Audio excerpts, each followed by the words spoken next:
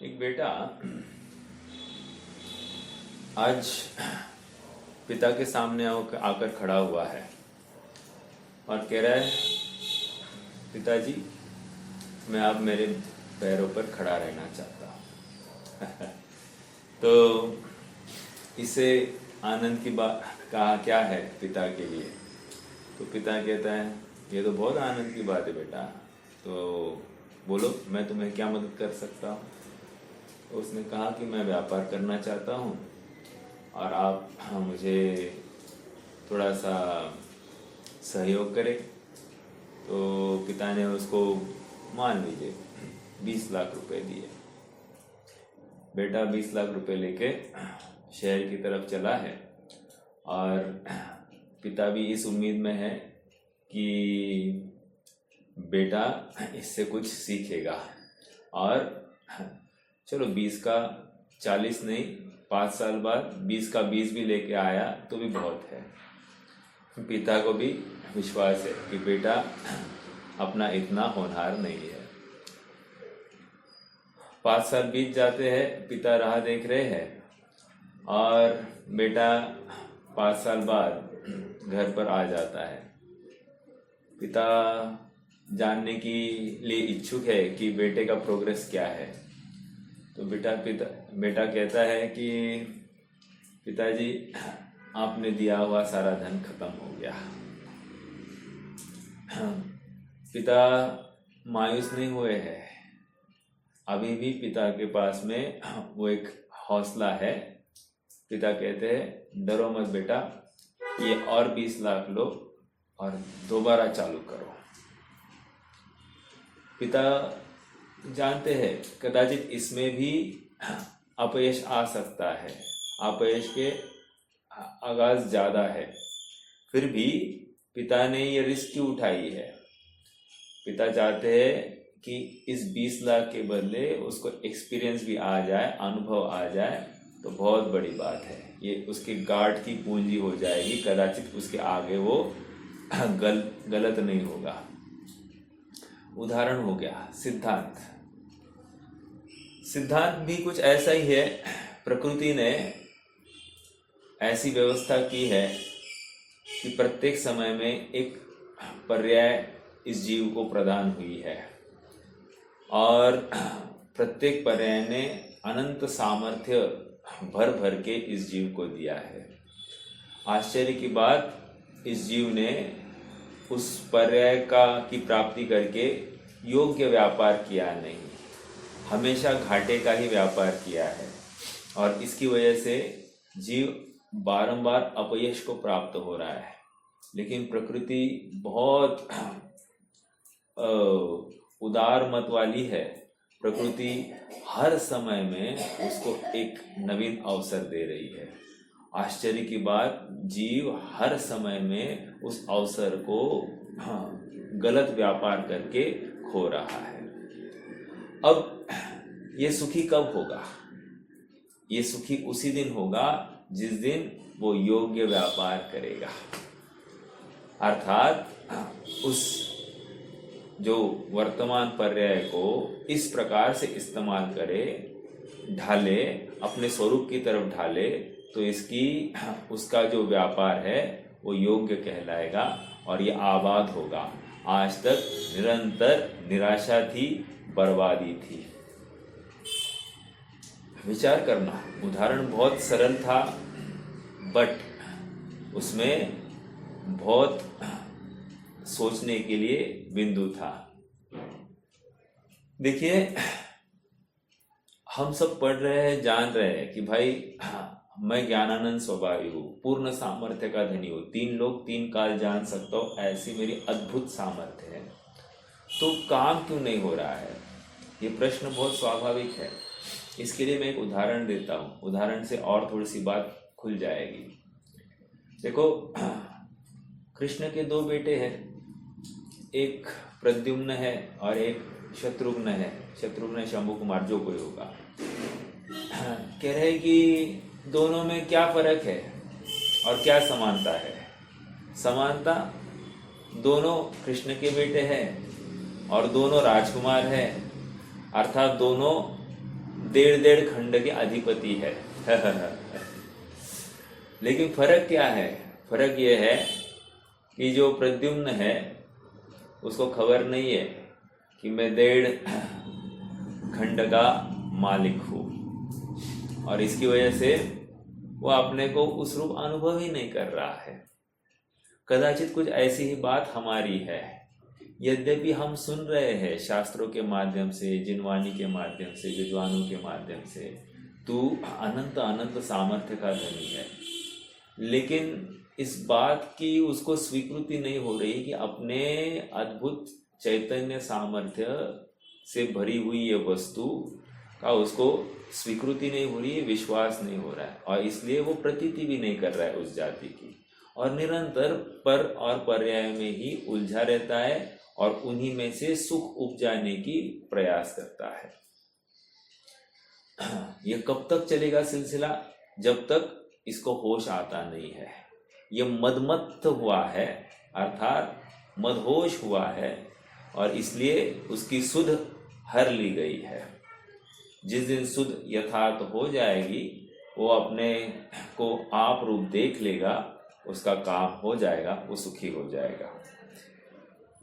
प्रकरण आत्मा की चर्चा चल रही है, और आत्मा की चर्चा के अंतर्गत यहाँ पर 47 धर्मों की चर्चा की गई है, और 47 धर्मों का परिचय 47 नयों के माध्यम से किया जा रहा है।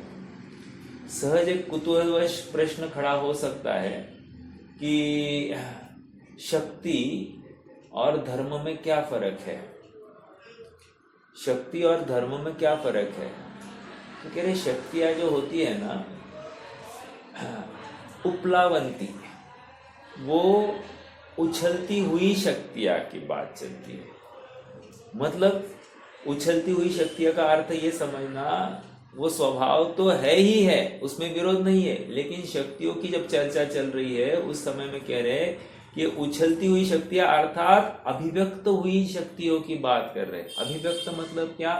जो प्रकट हुई है शुद्ध रूप से, उनकी चर्चा कर रही है, इसलिए वे उछलती है। उछलता कौन है? जिसको आनंद हुआ वो उछलता है, राइट? उसी प्रकार ये शक्तियां उछल रही है क्योंकि वो स्वभाव रूप, आनंद रूप, अपने योग्य परिणाम रूप परिणमित हो गई है, इसलिए वे उछलती हुई शक्तियों की बात चलती है। ठीक है, तो ये शक्तियां है। और धर्म क्या है? धर्म स्वभाव है।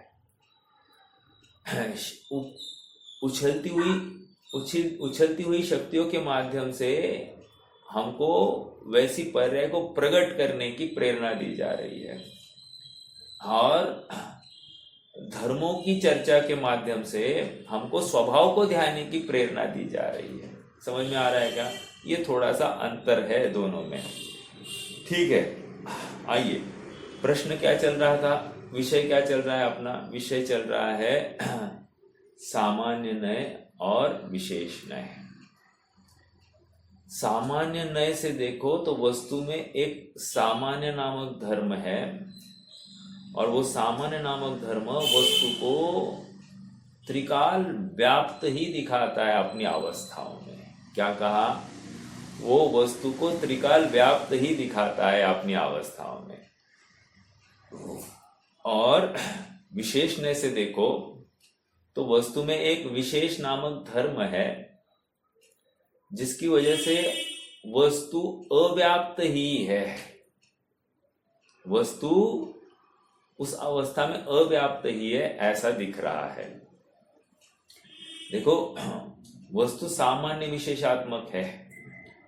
हर कथन के दो पहलू होते ही होते हैं, और निरंतर इस जीव ने विशेष को ही देखकर सामान्य को झुटला दिया है, और इसलिए ये निरंतर अपयश को प्राप्त हो रहा है।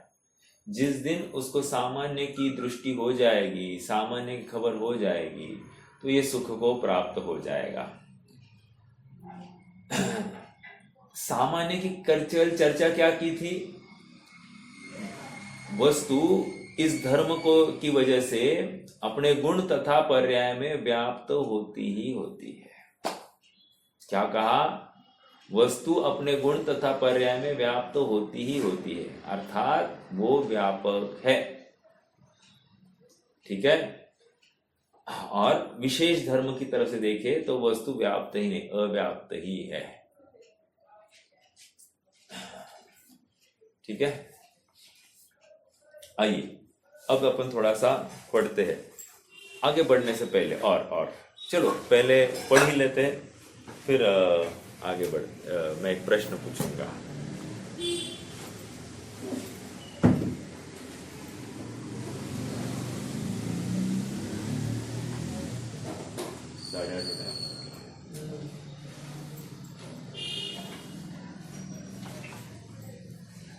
हाँ, पेज नंबर 277 पर आ जाइए। 277, 277। आत्मद्रव्य सामान्य नय से हार माला कंठी के डोरे की भांति व्यापक है और विशेष नय से उसके एक मोती की भांति अव्यापक है। इतनी सी बात है। अर्थात आत्मद्रव्य कब नहीं है? तो हमेशा है। हमेशा है तो फिर आत्मानुभव करने की प्रेरणा क्यों दी जा रही है अगर हमेशा है तो? क्योंकि वैसी पर्याय में अभिव्यक्ति हो तो इस जीव को सुख होगा। यदि पर्याय में वैसी अभिव्यक्ति नहीं हो, जैसे स्वभाव है वैसी, तो जीव नियम से पर और संयोगों में ही रमा रहेगा और नियम से दुख को प्राप्त होगा, आकुलता को प्राप्त होगा, भय को प्राप्त होगा, राग द्वेष को प्राप्त होगा, लेकिन स्वभाव को प्राप्त नहीं होगा। पढ़ते हैं, नीचे देखो, बोल्ड वाला पढ़ेंगे। भगवान आत्मा में, ये पढ़ा था कल लेकिन फिर से पढ़ लेते। भगवान आत्मा में एक सामान्य नामक धर्म है जिसके कारण वह भगवान आत्मा अपने प्रत्येक गुण व अपने प्रत्येक पर्याय में व्याप्त रहता है। वह भगवान आत्मा अपने गुण और अपनी प्रत्येक पर्याय, प्रत्येक गुण में व्याप्त है और प्रत्येक पर्याय में व्याप्त है। देखो नहीं, चलो आगे। मेरे ख्याल से 114वीं गाथा, 114वीं गाथा में ये सारा अस्ति नास्ति का विषय आया, अवक्तव्य का। 116वीं गाथा में अस्ति नास्ति अवक्तव्य का विषय आया और ये सामान्य और विशेषपना वो 114वीं गाथा में आया। देखेंगे अपन, वो भी पढ़ लेंगे, वहां से भी पढ़ते हैं। देखो, आत्मा के इस सामान्य धर्म को जानने या कहने वाला नय को सामान्य नय कहते हैं। इसी प्रकार भगवान आत्मा के एक विशेष नामक धर्म है जिसके कारण भगवान आत्मा की एक पर्याय अन्य पर्याय में अथवा संपूर्ण आत्मा में व्याप्त नहीं होती। Important, note this points. आत्मा की एक पर्याय अन्य पर्याय में व्याप्त नहीं होगी। एक पर्याय अन्य आत्म वस्तु में व्याप्त नहीं होगी। दो, फिर से देखो, क्या कहा? अन्य पर्याय में अथवा संपूर्ण आत्मा में व्याप्त नहीं होगी। संपूर्ण आत्मा का अर्थ क्या लेना? संपूर्ण आत्मा मतलब त्रिकालीय आत्मा, उसमें ये पर्याय व्याप्त नहीं होगी। एग्जाम्पल दूंगा तो आपको और अच्छे से समझ में आएगी। ठीक है। आत्मा के इस विशेष धर्म को जानने या कहने वाले नय को विशेष नय कहते हैं। देखो, एक क्रोध नामक पर्याय है। ठीक है। ये क्या कह रहे हैं? ये क्रोध नामक पर्याय है ना, ये क्या है? विशेष है। क्यों विशेष है? क्योंकि वो आत्मा में व्याप्त नहीं है। कैसे पता चला? कि रे विशेष नामक धर्म की तरफ से देखो तो क्रोध नामक पर्याय हमको आत्मा में व्याप्त नहीं दिखाई दे रही। कैसे निर्णय किया? आत्मा में ही प्रकट हुई, आत्मा ही क्रोध करता हुआ दिखाई दे रहा है और आप कह रहे हो कि आत्मा में व्याप्त नहीं हो रही है। क्योंकि पहले समय में वो पर्याय नहीं दिखाई दे रही है और अगले समय में भी जो वर्तमान में क्रोध है उतना क्रोध अगले समय में नहीं है। या तो कम होगा या तो ज्यादा होगा, उतने का उतना नहीं है, इसलिए वो व्याप्त नहीं है। ये हमने नक्की किया। आप पकड़ रहे मेरी बात को? इसका मतलब वो क्रोध नामक पर्याय व्याप्त नहीं हुई है आत्म वस्तु में। फिर उस समय में क्या है? उस समय में ज्ञान देखो, उस समय में ज्ञान, उस क्रोध में ज्ञान है, व्याप्त है क्रोध में ज्ञान, लेकिन वो क्रोध ज्ञान में व्याप्त नहीं है। क्या कहा फिर से वो ज्ञान उस क्रोध में व्याप्त दिखाई देगा, लेकिन क्रोध ज्ञान में व्याप्त नहीं है, क्योंकि विशेष धर्म हमको ये दिखा रहा है कि वो अव्याप्त ही है, आत्मा से वो पर्याय अव्याप्त ही है, ऐसा ही दिखाई देगा। ठीक है, तो फिर से देखो क्या कह रहे हैं, इस प्रकार भगवान आत्मा में एक विशेष नामक धर्म है, जिसके कारण भगवान आत्मा की एक पर्याय अन्य पर्याय में, एक पर्याय अन्य पर्याय मतलब भूतकाल की, भविष्यकाल की, किसी भी पर्याय में, अन्य पर्याय में, अथवा संपूर्ण आत्मा में व्याप्त नहीं होती। संपूर्ण आत्मा मतलब त्रिकाल आत्मा, ठीक है, पूर्ण आत्म वस्तु में वो व्याप्त नहीं हो सकती। समझ में आया? आत्मा के इस विशेष धर्म को जानने या कहने, प्रश्न है क्या? हाँ हाँ, तो प्रमाण नामक द्रव्य में तो ले लिया ना शुद्ध अशुद्ध पर्याय का पिंड, लेकिन देखो अभी वहां पर उसकी शुद्धता कैसे घटित करनी है? उसकी शुद्धता इसकी अपने से अभिन्न पर से भिन्न। क्या कहा? अपने से अभिन्न मतलब जो अशुद्धता हुई है इस द्रव्य में, उस अशुद्धता का कारण कोई पर द्रव्य नहीं है, वो ये द्रव्य स्वयं ही है। ये इस प्रकार से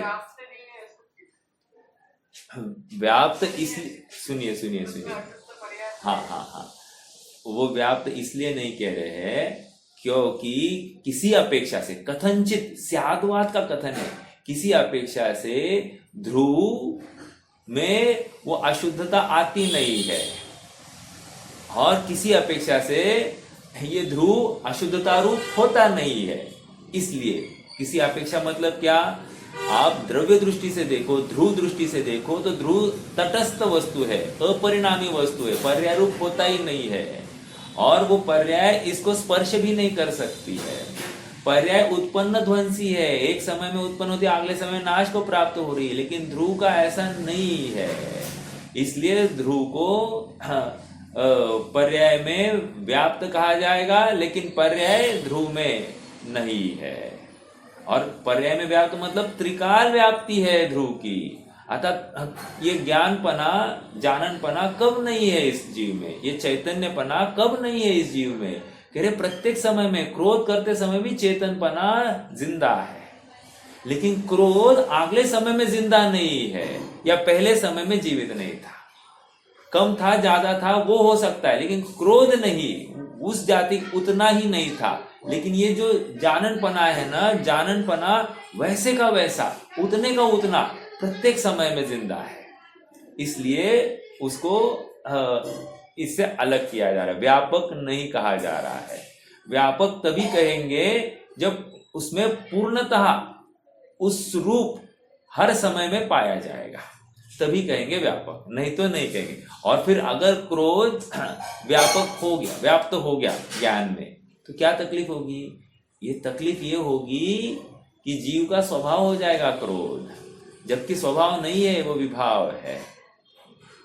ठीक है, अब प्रमाण के द्रव्य की बात ऐसी है कि जिस भाव से द्रव्य परिणमित हुआ, उस भाव, वो द्रव्य वही है, मतलब क्रोध से परिणमित आत्मा क्रोध ही है, और ये प्रमाण का कथन हुआ।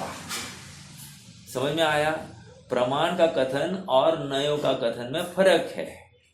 हाँ, इसलिए प्रमाण सप्तभंगिया अलग होती है, नए सप्तभंगिया अलग होती है। यहाँ ये नयों की अपेक्षा कथन चल रहा है। प्रमाण के द्रव्य में शुद्धता इस प्रकार देखी जाएगी, भले ही अशुद्धता रूप परिणमित हो रहा है, लेकिन पर का इसमें हस्तक्षेप नहीं है, इसलिए वो शुद्ध है। समझ में आया? समय सार की मेरे ख्याल से दूसरी गाथा ही होनी चाहिए, हाँ नहीं, छठवीं गाथा होगी। शुद्ध का अर्थ किया है वहाँ, हाँ, कि जीव अपनी पर रूप होता ही नहीं, इसलिए शुद्ध है। या तीसरी गाथा की टीका में भी है ना, कि अपने कौन सी भी पर्याय है, सहभावी और क्रमभावी पर्याय के माध्यम से जगत का उपकार, क्या है वो, विरुद्ध तथा अविरुद्ध कार्य से जगत का उपकार करता है। तो विरुद्ध और अविरुद्ध कार्य जीव अपने में कर रहा है, वो बाहर कुछ नहीं हो रहा। विरुद्ध कार्य मतलब क्या, वो पर्याय एक समय की, जो कुछ भी हो कोई प्रॉब्लम नहीं। और अविरुद्ध कार्य मतलब वे गुण का बने रहना, उनका परिणमन, वो भी जीव में ही हो रहा है। तो इस न्याय से विरुद्ध तथा अविरुद्ध कार्य के माध्यम से जगत का उपकार कर रहा है, अर्थात दूसरे में दखल अंदाजी नहीं कर रहा, और इसकी वजह से वो शुद्ध बना रहा है। ठीक है, तो प्रमाण के द्रव्य में वो व्यापक बना अपन इस प्रकार लगा सकते हैं कि द्रव्य ही प्रत्येक समय में पर्याय रूप परिणमित हुआ, तो व्याप्त ही है द्रव्य। अब ये प्रमाण का कथन कब कहा जाएगा, प्रमाण का कथन उस समय कहा जाएगा जब जीव को अपनी गलती का एहसास कराना है। ठीक है, और ये अभी वर्तमान में जो प्रकरण चल रहा है, ये किस स्टेट में कहा जा रहा है, ये उस स्टेट में कहा जा रहा है कि जीव को अपने विभाव पर्याय से भेद विज्ञान कराकर स्वभाव के ओर ढालने के लिए उसको अपनी स्वभाव की महिमा लाई जा रही है। तो वो विभाव में कर्तृत्व अंगीकार कर रहा था, उस कर्तृत्व का त्याग कर देगा और स्वभाव सन्मुख वो उसकी दृष्टि झुक जाएगी। इसलिए इस प्रकार का कथन किया जाएगा। ओके, कथन की कोई ना कोई विवक्षा है। सर्वथा किसी भी काल में किसी भी कथन को पूर्व सर्वथा नहीं लेना, वहां पर किसी अपेक्षा से रखा गया ये कथन है, सर्वथा नहीं। ओके, प्रमाण का कथन उस अपेक्षा से रखा गया है कि जीव मतलब शुभ भाव से परिणमित आत्मा शुभ है, अशुभ भाव से परिणमित आत्मा अशुभ है, और शुद्ध भाव से परिणमित आत्मा शुद्ध है, अर्थात आत्मा ही उस रूप परिणमित हो गया, ऐसा प्रमाण के माध्यम से समझा। लेकिन जब द्रव्यार्थिक नय और पर्यार्थिक नय के माध्यम से देखते हैं तो वही वस्तु हमको अलग अलग दिखाई दे रही है। तो हम द्रव्यार्थिक और फिर द्रव्यार्थिक नय की ओर से देखने की प्रेरणा क्यों दी जा रही है, क्योंकि द्रव्यार्थिक नय से ही हमको व्यग्रता नहीं हो रही है, स्वभाव की प्राप्ति होगी, इसलिए द्रव्यार्थिक नय पर दृष्टि करने के लिए हम प्रेरणा दे रहे हैं। समझ में आ रहा है क्या? हालांकि नय तो वस्तु का अंश है, लेकिन इससे मेरे प्रयोजन की सिद्धि हो रही है, इसलिए इस नय के ऊपर दृष्टि करने के लिए लगा रहे हैं। इसका मतलब प्रमाण का द्रव्य लब्धि में पड़ा है, ऐसा नहीं कि प्रमाण का द्रव्य की अस्वीकृति हो गई या उसको छोड़ दिया है, वो है मेरे लब्धि में पड़ा है। अभी वर्तमान में उपयोग में व्यापार में ये द्रव्यार्थिक नय का जो द्रव्य है उतना ही दृष्टि में ले रहा हूं, क्योंकि इससे ही मुझे सुख की प्राप्ति होगी, मेरे प्रयोजन की प्राप्ति होगी। समझ में आ रहा है क्या?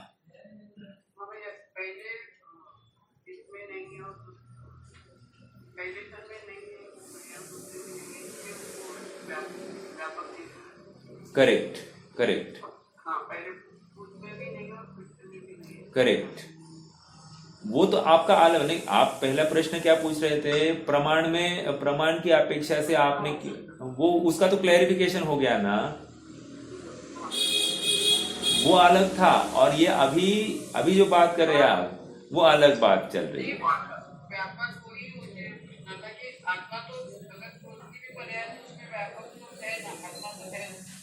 हाँ, नहीं, बट फिर भी आप थोड़ा सा देखो, द्रव्यार्थिक नय से देखेंगे तो हमको वस्तु में क्रोध ही नहीं दिखाई दे रहा है, वस्तु में मात्र जाननपना दिखाई दे रहा है, हमको चेतनपना ही दिखाई दे रहा है, एक सामान्यपना दिखाई दे रहा है, जीव जीव जीव जीव जीव दिखाई दे रहा है। फिर वो क्रोध करता हुआ, ज्यादा जानता हुआ, कम जानता हुआ, ये नहीं दिखाई दे रहा है हमको। फिर वो शुद्ध पर्याय भी नहीं दिखाई दे रही और अशुद्ध पर्याय भी नहीं दिखाई दे रही, या शुभ पर्याय भी नहीं दिखाई दे रही, हमको मात्र एक सामान्य वस्तु दिखाई दे रही है, जीव, ठीक है, जो जान रहा है। ये उसका व्यापकपना, मतलब वो ध्रुव वस्तु प्रत्येक पर्याय में व्याप्त है। समझ में आया? हम रियलाइज करें, देखो जैसे 1 साल का लड़का, 2 साल का लड़का, 3 साल का लड़का, 4 साल का लड़का, उसमें लड़का कॉमन निकल रहा है कि नहीं? वो लड़का व्याप्त दिखाई दे रहा है। ओके, 1 साल, 2 साल, 3 साल, 4 साल, ये तो पर्याय है, उत्पन्न ध्वंसी है, उसको गौण कीजिए और मात्र लड़का लड़का लड़का लड़का देख लीजिए, आपको सामान्य एक लड़का दिखाई देगा। ये ऐसी बात चल रही है, ठीक है। और एक साल की पर्याय दूसरे साल में नहीं है। एग्जाम्पल, जैसे एक समय की क्रोध की पर्याय अगले समय में नहीं है, इसलिए वो विशेष हो गई, अर्थात वो पर्यायर्थिक नय का विषय बन गई, ठीक है। और इसलिए वो व्याप्त नहीं होगी द्रव्य में, आगे पीछे भी व्याप्त नहीं होगी और आत्मा में भी व्याप्त नहीं होगी। हाँ, इसका अर्थ ये हुआ द्रव्य अनंत पर्यायों को पी बैठा है और एक पर्याय वो उस द्रव्य के अनंतवें भाग का एक अंश है, अनंतवें भाग का एक अंश है। आत्मद्रव्य में, आइए आगे लास्ट पैराग्राफ। आत्मद्रव्य में स्वभावगत ही ऐसी विशेषता है कि अपने संपूर्ण गुण पर्याय में व्याप्त रहता है। न द्रव्य हो, ना गुण बिना गुण हो, ना पर्याय बिना। द्रव्य गुण अव्यतिरिक्त है, इसलिए वो क्या आया वो, पंचास्तिकाय की गाथा है ये कि द्रव्य गुण के बिना नहीं हो सकता, गुण पर्याय के बिना नहीं हो सकता, और द्रव्य और पर्याय भी अव्यतिरिक्त है, ऐसी बात आ गई। अव्यतिरिक्त मतलब क्या, द्रव्य के बिना गुण नहीं पाया जा सकता, द्रव्य के बिना पर्याय पाई ही नहीं जा सकती। इसका अर्थ ये हो गया कि द्रव्य अपने गुण तथा पर्याय में व्याप्त है, ठीक है। अभी देखो यहाँ पर व्याप्त कह रहे हैं, ओके। अब आगे देखो, इस कारण उसे व्यापक कहा जा रहा है तथा एक ऐसी भी विशेषता है। अभी दूसरे एंगल से देख रहे, एक एंगल से हम सामान्य दृष्टि से देखें तो द्रव्य ही पर्याय में व्याप्त दिखाई दे रहा है, ओके। बट अभी कौन सी द्रव्य पर्याय ये नहीं खोला है इन्होंने, ठीक है। आप मात्र द्रव्य ही पर्याय में व्याप्त है, मतलब वो चैतन्यपना उस पर्याय में व्याप्त है, बस इतना सा देखना, ये सामान्य अंश से देखना, ओके। अब एक ऐसी भी विशेषता है कि उसकी एक पर्याय संपूर्ण द्रव्य में नहीं व्याप्ति, अन्य पर्याय में भी नहीं व्याप्ति, इस कारण उसे अव्यापक भी कहा जाता है। उसकी एक पर्याय संपूर्ण पर्याय में नहीं व्याप्ति मतलब क्या, आगे पीछे की पर्याय में तो व्याप्ति नहीं है, वो तो उसी गुण की आगे पीछे की पर्याय में व्याप्ति नहीं, ये एक अर्थ हुआ।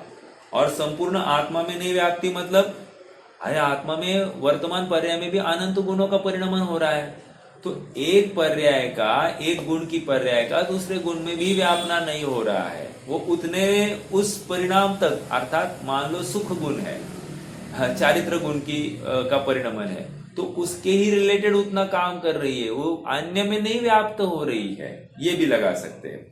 अन्य पर्याय में भी नहीं व्याप्ति, इस कारण उसे अव्यापक भी कहा जाता है। इस बात को नयों की भाषा में इस प्रकार व्यक्त करते हैं कि आत्मा सामान्य नय से व्यापक और विशेष नय से अव्यापक है।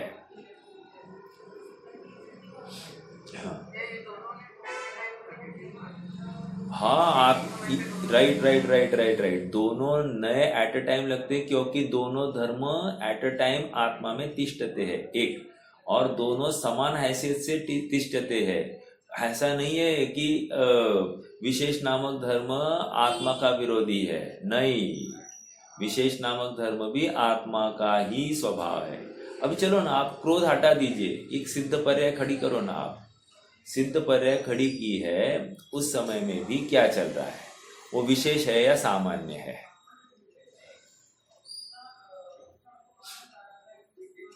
विशेष है, क्योंकि वो भी उत्पन्न ध्वंसी है, एक समय की है, लेकिन उसको आनंद, उसका क्रम पार्टी प्रवाह एक जैसा ही चलेगा, इसलिए उसको अनंत काल तक कह रहे हैं, लेकिन लॉजिकली एक समय की है वो पर्याय, इसलिए वो विशेष है, ठीक है। आइए, आत्मा व्यापक, लास्ट लाइन, आत्मा व्यापक है, इसका अर्थ लोक में ऐसा भी लिया जाता है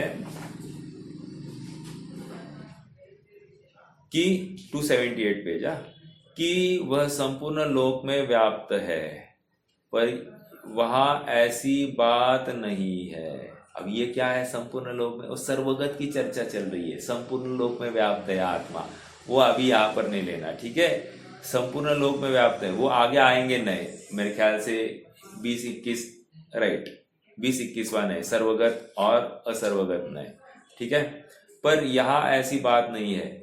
यहाँ तो यह कहा जा रहा है कि भगवान आत्मा अपने चैतन्य लोक में व्याप्त है, मतलब अपनी वस्तु में ही बैठा है, ठीक है। अपने संपूर्ण गुणों और पर्याय में व्याप्त है, फैला हुआ है, पसरा हुआ है।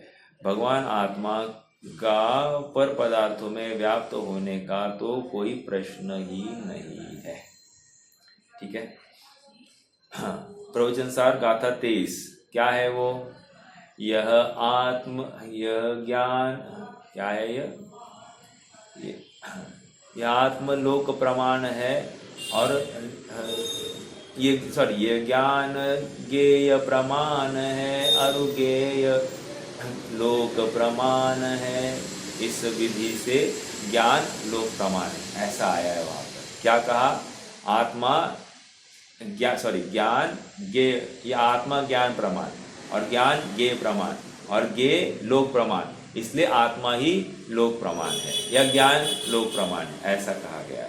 क्या है देखो, ये पढ़ते, उसका अर्थ मात्र इतना ही है कि संपूर्ण लोकालोक को जानने के स्वभाव वाला है। उसमें साफ साफ लिखा है कि आत्मा ज्ञान प्रमाण है, ज्ञान ज्ञेय प्रमाण है, और संपूर्ण लोकालोक है, इसलिए आत्मा सर्वगत है।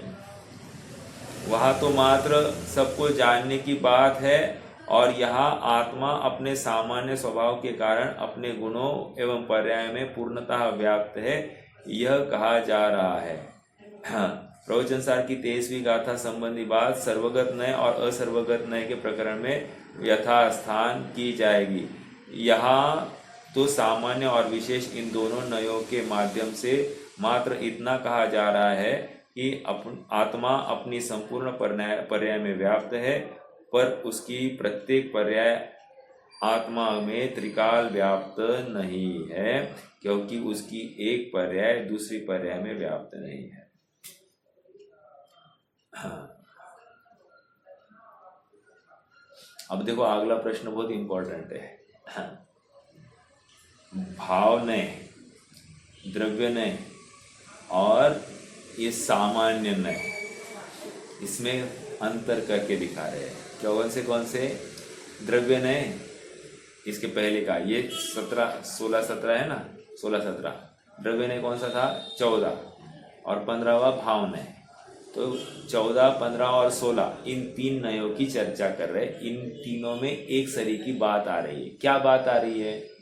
कह रहे द्रव्य नय से आत्मा भूत और भावी पर्याय में व्याप्त है, द्रव्य नय से, और भाव नय से वर्तमान पर्याय में वह आत्मा व्याप्त है।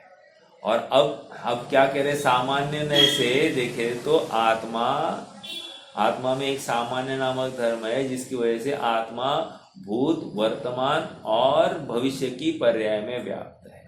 अब ये तीन अर्थ निकले, तीनों जगह पर आत्मा व्याप्त है, ऐसा कह रहे हैं।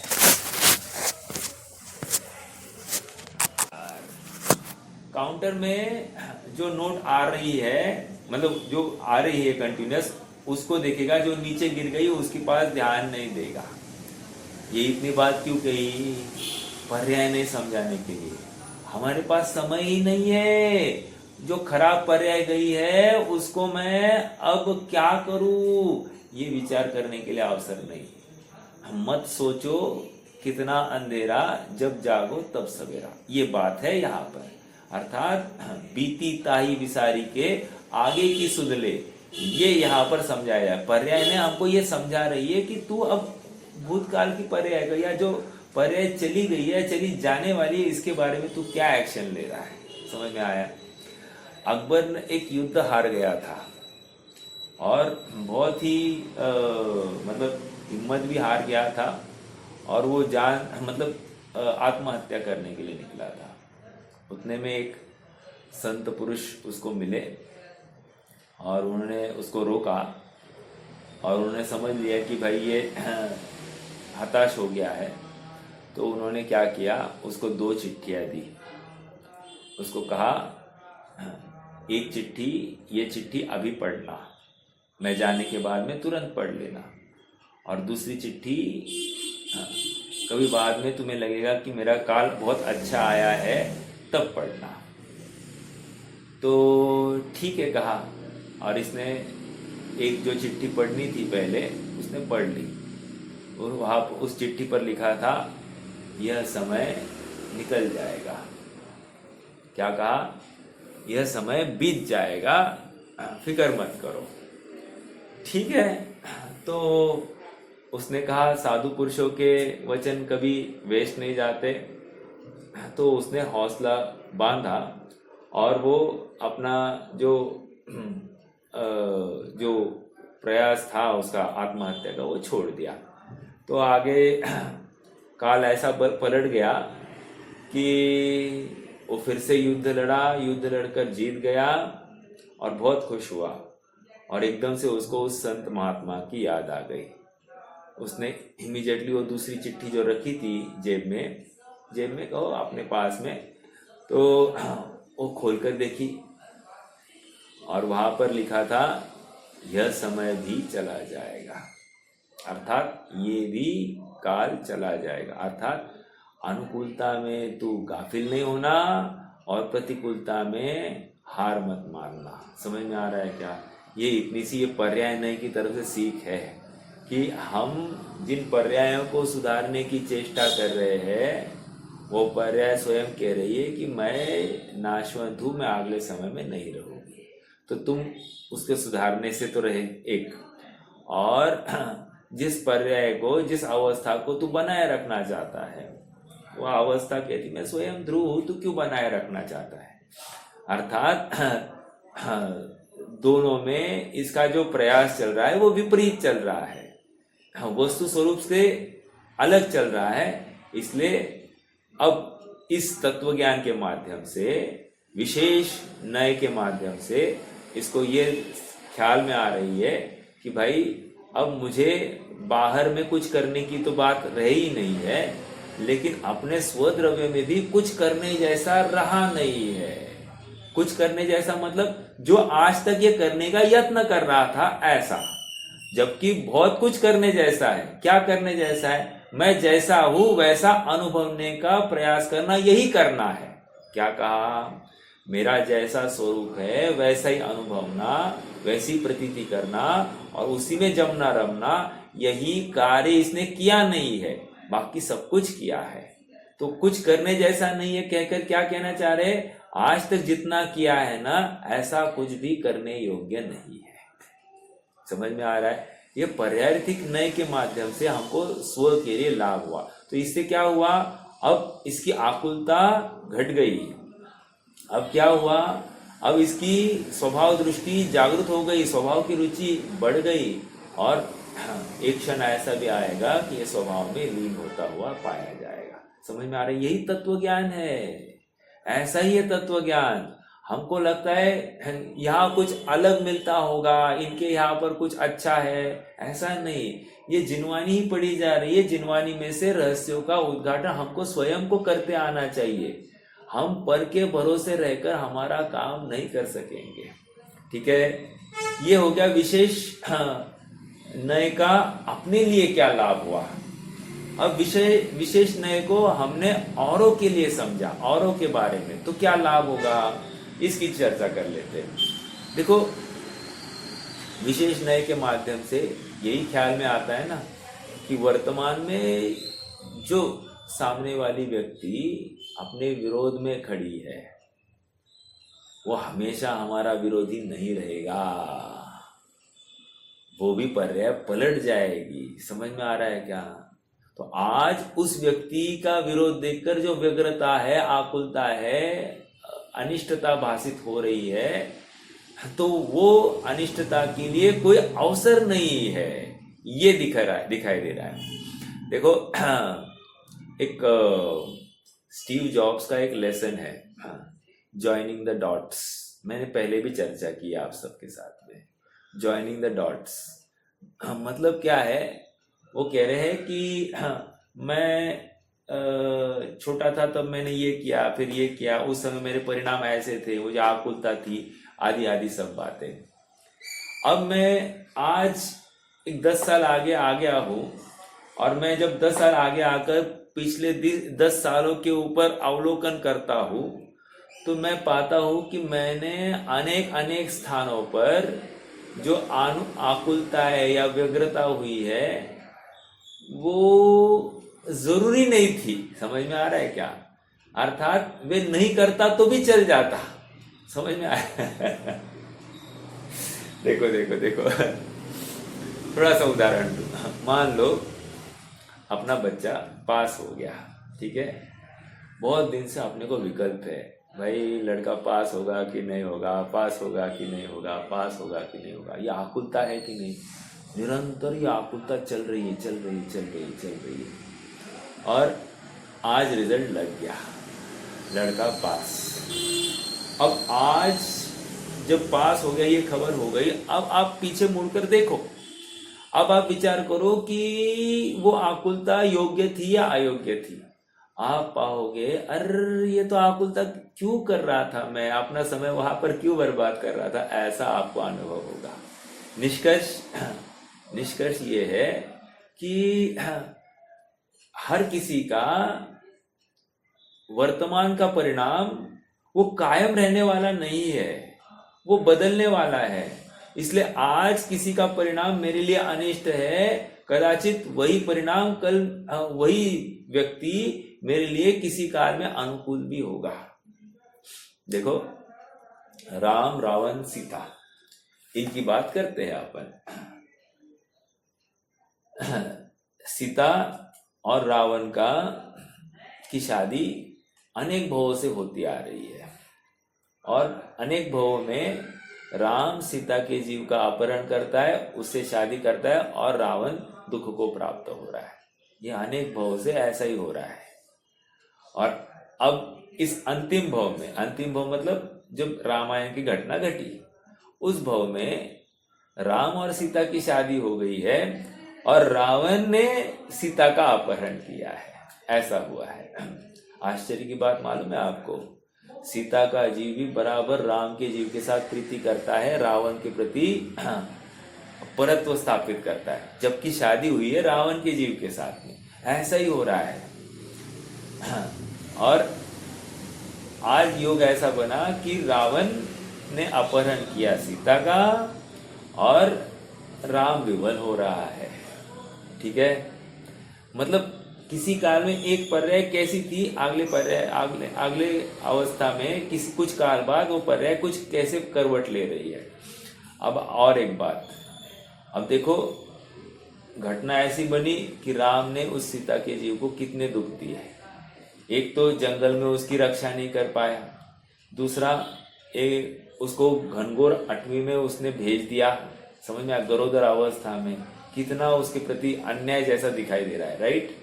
हाँ, ये तो हो गया। मतलब जिसने आपके लिए समर्पण किया उसके प्रति आपका कैसा व्यवहार। ठीक है, आप घनघोर अटवी नहीं भेजते, किसी ऐसे आश्रम बनाकर उसको वहां पर रख सकते थे ना, राजा था ना, कुछ भी कर सकता था, लेकिन घनघोर अटवी ही सिलेक्ट की। देखो अभी, अब कुछ काल बाद सीता स्वर्ग का देव हो गई, वो आ गई राम के प्रति उपसर्ग करने, राम मुनि अवस्था में, और उसके ऊपर उपसर्ग कर रहे हैं।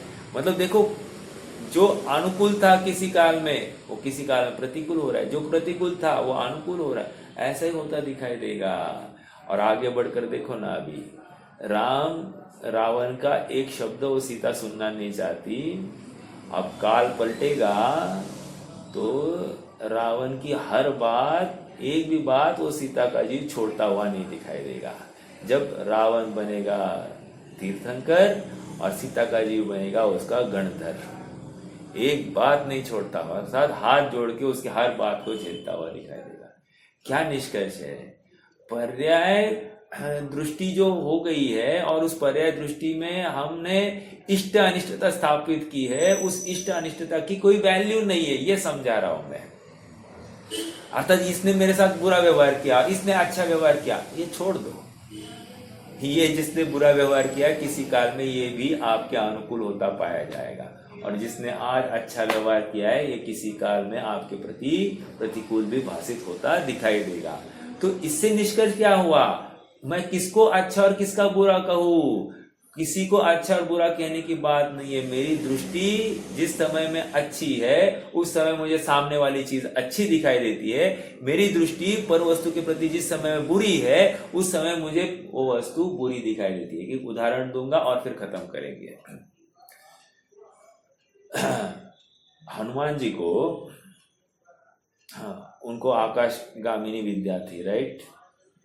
इसलिए उनको बोला जाओ भाई जरा छान करो, 2.5 द्वीप में जहां कहीं सीता है उसको 2.5 द्वीप छोड़ो, अपने इधर ही इस जम्बू द्वीप में ही अपने भरत क्षेत्र में जहां पर सीता है आप ढूंढ कर लेकर आ जाओ। नहीं, ढूंढ कर लाओ, उसका पता कहाँ है एटलीस्ट इतना तो पता चले, क्योंकि आज तक तो पता ही नहीं है सीता कहाँ है। मात्र उस जटायु से इतनी खबर आ गई थी भाई रावण इसको लेकर गया है और इस दिशा में गया है, वो लंका, ठीक है?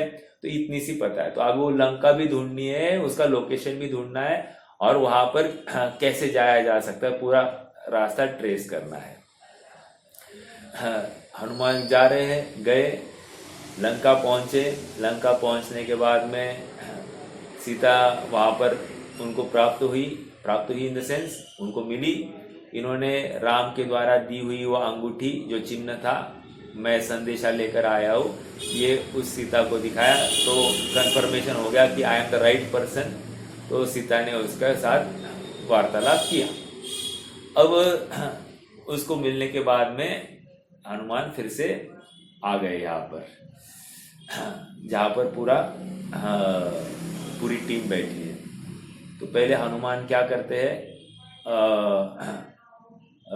पूरे टीम मतलब पूरी वानर टीम को वो इकट्ठा करते हैं और फिर पूरी टीम मिलकर फिर राम के पास आते हैं। देखो हो सकता था कि नहीं वो अकेले आ सकते, लेकिन नहीं, एक टीम एज अ टीम वो वहां पर थे, तो पूरा श्रेय उस टीम का है। क्या कहना चाह रहा हूँ, एक पर्याय भी एक गुण भी विपरीत परिणमित हुआ तो पूरा श्रेय उस टीम का है, अर्थात पूरी टीम ने गलत कार्य किया। और एक पूर्ण गुण पूर्ण द्रव्य ही यथार्थ परिणमित हुआ तो पूरा टीम का श्रेय है कि पूरे टीम ने योग्य योगदान दिया है। चलो, हनुमान आ गए और पूरी वानर सेना भी आ गई। लक्ष्मण बैठे हैं, राम बैठे हैं और कह रहे कि हमने पता निकाल दिया है। कहाँ है? तो कह रहे लंका में है। लंका में कहाँ पर है वो? कह रहे कि अशोक वाटिका में। कैसी है वो अशोक वाटिका? कह रहे वहां के फूल जो है ना, उस अशोक वृक्ष के फूल पूरे लाल लाल थे। अब क्या कह रहे? अशोक वृक्ष के फूल लाल लाल थे। अब राम ने तो कहा अरे अशोक वृक्ष के फूल तो सफेद होते हैं, आपको लाल कैसे दिखाई दिए? कोई दूसरा वृक्ष होगा। बात दरअसल ये थी कि हनुमान क्रोध से इतने युक्त हो गए थे कि वे सफेद फूल को भी वे लाल लाल देख रहे थे। समझ में आया? इतनी सी बात है। मैं ये क्यों कहा कि जैसी दृष्टि है वैसी चीज हमको दिखाई देती है। समझ में आ रहा है क्या? अक्सर ऐसा होता है कि नहीं? मान लो ऐसा फर्श, अपनी फर्श है, फर्श के ऊपर कोई ऐसी डिजाइन होती है, थोड़ा सा वेवी ऐसा कुछ होता है, तो हमको उसमें कोई चित्र दिखता है कि नहीं? वहां पर दिखता है। कभी बादल देखते रहते हैं, बादलों में कोई ऐसा आकार दिखाई देता है कि नहीं? हाथी का, कुत्ते का, ऐसा कोई ना कोई आकार दिखता है कि नहीं? अगर देखते तो बिल्कुल दिखता है। क्या है ये सब? दृष्टि है। जैसी दृष्टि करोगे वैसे दिखोगे, आपको दिखेगा वो। समझ में आ रहा है क्या? निष्कर्ष इतना ही है कि हमारी पर्याय प्रत्येक समय में बदल रही है और हम जैसा देखते वैसे दिख रही है। और यहाँ पर कह रहे हैं कि अगर देखना ही है तो स्वभाव रूप देखो ना। स्वभाव रूप देखोगे तो तुम्हारा लाभ हो जाएगा, तुम्हारा काम हो जाएगा। और जब स्वभाव से रहित मात्र पर्याय को दृष्टि करोगे तो उसमें इष्ट अनिष्टता का भाव हुए बिना रहेगा नहीं, साम्य भाव नहीं होगा, व्यग्रता होगी और फिर राग द्वेष को प्राप्त हो जाओगे। समझ में आ रहा है? इसलिए पर के प्रति भी, पर की पर्याय भी देखकर साम्य भाव लाना है। तो बस ये अपने लिए इष्ट अनिष्ट नहीं है ऐसा नक्की करना, और स्व के लिए आत्मानुभव ही करना है। तो एक पर्याय दूसरे पर्याय में प्राय ही नहीं जाती, उसका अभी वर्तमान में अभाव है, ये निर्णय कर पर्याय दृष्टि ओझल करके स्वभाव दृष्टि जागृत करना, अर्थात सामान्य धर्म का विषय जो वस्तु का अस्तित्व त्रिकाल पाया जा रहा है उसमें अपनत्व ममत्व स्थापित करना, तुम्हें सम्यक दर्शन हो जाएगा। ये इतनी बड़ी बात इस सामान्य नय और विशेष नय के माध्यम से रखी गई है। कोई प्रश्न है तो रख सकते हैं, नहीं तो जिनवाने।